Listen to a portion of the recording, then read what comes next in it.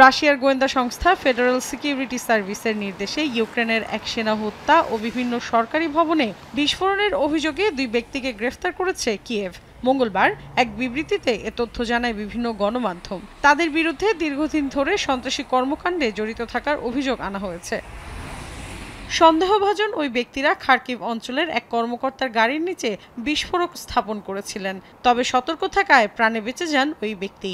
এছাড়া $50,000 পুরস্কারের বিনিময়ে খার্কিভ অঞ্চলের প্রধান ওলেহ সিনিহুবোভকে হত্যার দায়িত্ব তাদের ওপর দেওয়া হয়েছিল বলে অভিযোগ রয়েছে। এছাড়া খার্কিভের কৌশলগতভাবে গুরুত্বপূর্ণ কয়েকটি ভবনেও বিস্ফোরণ ঘটায় তারা। সামাজিক মাধ্যম এক্সে দেয়া এক পোস্টে ইউক্রেনের প্রেসিডেন্ট ভলোদিমির জেলেনস্কি বলেন, চীনা সেনাদের সঙ্গে পরিচয়পত্র, ব্যাংক কার্ড ও ব্যক্তিগত তথ্য পাওয়া গেছে তাদের বিরুদ্ধে। আটক হওয়া 2 জন ছাড়াও আরও বেশ কিছু চীনা নাগরিক রুশ বাহিনীতে রয়েছে। এ বিষয়ে বিস্তারিত জানার জন্য ইউক্রেনের গোয়েন্দা সংস্থা কাজ করছে বলেও জানান জেলেনস্কি। এমনকি মার্কিন প্রেসিডেন্ট ডোনাল্ড ট্রাম্পের দৃষ্টিপাত করেন তিনি। এ নিয়ে এখনও কোনো প্রতিক্রিয়া জানায়নি মস্কো ও বেইজিং।